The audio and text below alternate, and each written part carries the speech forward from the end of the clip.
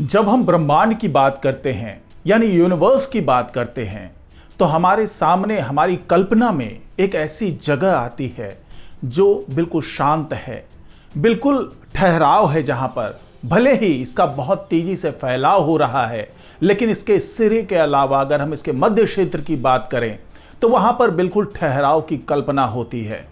लेकिन वैज्ञानिकों के एक खोज ने, वैज्ञानिकों की एक शोध ने एक बड़ा खुलासा किया है, जिससे आम वैज्ञानिक, जो दुनिया भर के वैज्ञानिक हैं, वो चौंक गए हैं।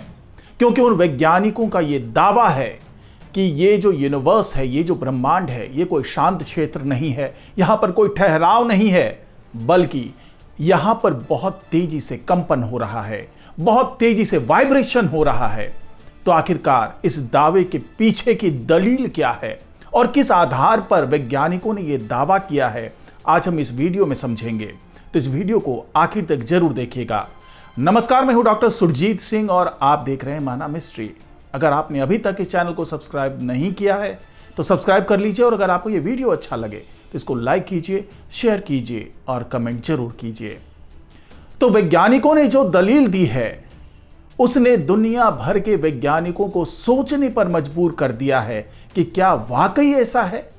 और जब इसका और विस्तार से विश्लेषण किया गया, गहन जांच पड़ताल की गई, तो इन वैज्ञानिकों की जो टीम है जिन्होंने ये दावा किया है, उस दावे में काफी हद तक हकीकत नजर आई।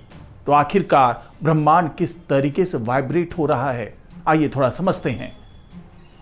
वैज्ञानिकों ने अपने दावे की पुष्टि करने के लिए जो तमाम प्रमाण दिए हैं वो साफ बताते हैं कि ब्रह्मांड कांप रहा है। उनकी दलील ये भी बताती है कि इस कंपन का हम इंसानों को खुलकर एहसास नहीं होता है, लेकिन स्पेस में इसके खासे और साफ संकेत जरूर देखने को मिल रहे हैं। यानी कि हमें भले ही वो महसूस नहीं हो रहा है, उसके कंपन के बारे में हमें कुछ भी एहसास नहीं हो रहा है, लेकिन जो स्पेस है, जहां अंतरिक्ष में जो वातावरण है, वहां पर जो संकेत मिल रहे हैं, वो संकेत ये साफ साफ बता रहे हैं कि ब्रह्मांड कांप रहा है, वहां कंपन है, वो वाइब्रेट हो रहा है। वैज्ञानिकों ने विशालतम गुरुत्व तरंगों के डिटेक्टर का इस्तेमाल करके अपनी इस रिपोर्ट की पुष्टि की है। उन्होंने पाया कि गैलेक्सियों के केंद्र के टकराने से उनके ब्लैक होल लगातार कंपन पैदा कर रहे हैं। जी हां, जो केंद्र टकराता है गैलेक्सियों का, और आपको पता ही है कि गैलेक्सियों के केंद्र में सुपर मैसिव ब्लैक होल्स मौजूद होते हैं, जो हमारे सूर्य की तुलना में लाखों से, करोड़ों से भी ज्यादा, अरबों गुना तक भी वो विशाल हो सकते हैं। और वैज्ञानिकों ने यह दावा किया है कि जब गैलेक्सी आपस में टकराते हैं तो उसके केंद्र में जो ब्लैक होल्स मौजूद हैं वो लगातार हमारे ब्रह्मांड में कंपन पैदा कर रहे हैं। और इस दावे को करने वाले और इस शोध को करने वाले जो वैज्ञानिक हैं वो स्वीनबर्ग यूनिवर्सिटी ऑफ टेक्नोलॉजी और मोनाश यूनिवर्सिटी के वैज्ञानिक हैं।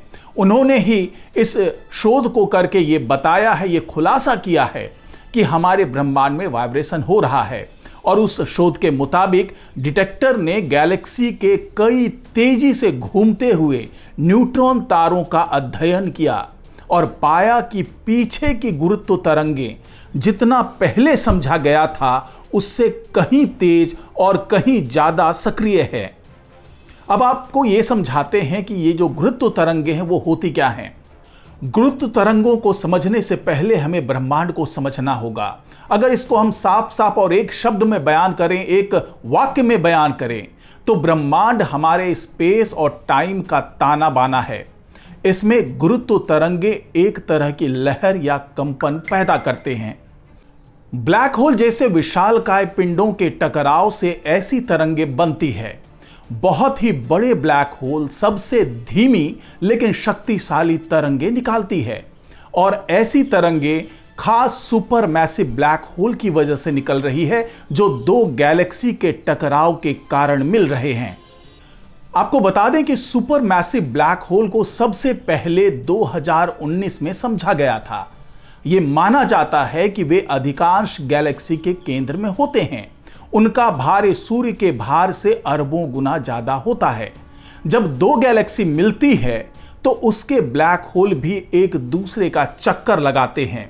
इस प्रक्रिया में वे धीमी लेकिन शक्तिशाली गुरुत्व तरंगे निकालते हैं। वैज्ञानिकों ने पल्सर जैसे पिंडों के जरिए इन तरंगों का अध्ययन किया, जो बहुत ही चमकदार गैलेक्सी होती है, जिनके केंद्र में सुपर मैसिव ब्लैक होल होते हैं। ये तेजी से घूमते हुए चमक बिखेरते हैं, इसलिए इन्हें ब्रह्मांड का लाइट हाउस भी कहा जाता है। शोधकर्ताओं ने ब्रह्मांड के कंपन यानी उसके वाइब्रेशन को समझने के लिए इन्हीं पल्सर के विकिरण को दक्षिण अफ्रीका मीरकैट रेडियो टेलीस्कोप से देखा, और उन्होंने पाया कि ये जानते हुए कि पृथ्वी और पल्सर के बीच के स्पेस के गुरुत्व तरंगें खींचती और भींचती या दबाती हैं, हम ये नहीं मान सकते कि कोई एक ही तरंग हमसे टकराती होगी, बल्कि हमें उम्मीद करनी होगी कि ब्रह्मांड खगोलीय तरंगों का एक महासागर है, जिसमें ये तरंगे हर दिशा में जा रही है और ब्रह्मांड के हर कोने तक अपना असर पहुंचा रही है। जी हां, ये जो तमाम तरंगे हैं जो ब्रह्मांड में स्वतंत्र रूप से ट्रेवल कर रही हैं, सफर कर रही हैं, तो ऐसी तरंगे अपने आसपास प्रभाव भी डालती है और निर्बाध तरीके से ब्रह्मांड के हर कोने तक पहुंच रही है। ब्रह्मांड का कोई भी कोना इन तरंगों से अछूता नहीं है। यहां तक कि हमारी पृथ्वी तक भी ये तरंगे आती है और हमसे टकराती रहती हैं। टेलीस्कोप के जरिए शोधकर्ता गुरुत्व तरंगों के बैकग्राउंड से जुड़े हुए एक पैटर्न का पता कर सके, जिससे वे जान सके कि जो उन्होंने पहले कभी नहीं देखा था। उन्होंने पाया कि यह पैटर्न पल्सर और पृथ्वी के बीच का स्पेस और टाइम बदलाव को दिखाता है, क्योंकि उनसे गुजरने वाली गुरुत्व तरंगे उम्मीद से कहीं ज्यादा और अधिक ताकतवर है।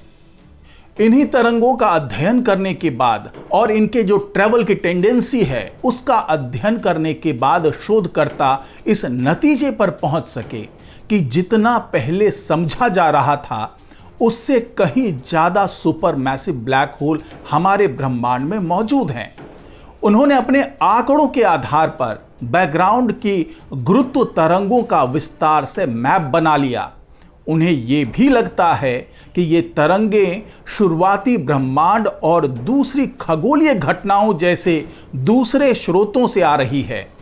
ऐसे में यह नतीजा भी आसानी से निकाला जा सकता है कि ब्रह्मांड लगातार ऐसी तरंगों से प्रभावित है, यानी कि वो लगातार कांप रहा है। जैसे कि महासागरों में हमेशा ही लहरों और तरंगों के असर में वो सारी लहरें उठती है और महासागर हमेशा ही इन लहरों और तरंगों के प्रभाव में रहता है। तो यही वो स्टडी है, यही वो खुलासा है जो वैज्ञानिकों ने किया है, और इसके केंद्र में है वो गुरुत्व तरंगें जो ट्रैवल कर रही है, और उसके ट्रैवल करने से वो तमाम कंपन जो पूरे ब्रह्मांड में है वो महसूस की जा सकती है, लेकिन आम इंसान उस कंपन को महसूस नहीं कर सकता। लेकिन वैज्ञानिकों ने जब रेडियो टेलीस्कोप की मदद से उन कंपनों को समझा, जब उन गुरुत्व तरंगों को सुपर मैसिव ब्लैक होल से बाहर जाते हुए देखा, उन्हें ब्रह्मांड के हर कोने तक पहुंचते देखा, तो उससे उन्होंने ये अंदाजा लगा लिया कि वाकई हमारा पूरा ही ब्रह्मांड इन्हीं तरंगों के कारण, जो कई तरह के हो सकते हैं, वो गुरुत्व तरंगे भी हो सकते हैं, वो तमाम तरह के रेडिएशंस भी हो सकते हैं, जो बड़े बड़े खगोलीय पिंड से बाहर निकल रहे होते हैं। तो यही वो तरंगे हैं जो पूरे ब्रह्मांड में फैल रही है, और इन्हीं तरंगों के असर में आकर के हमारा पूरा ब्रह्मांड वाइब्रेट कर रहा है। यानी कोई वो शांत सा क्षेत्र नहीं है, वहां पर कहीं ठहराव नहीं है, बल्कि ये पूरा ब्रह्मांड कांप रहा है। तो आज की रिपोर्ट में फिलहाल इतना ही। नमस्कार।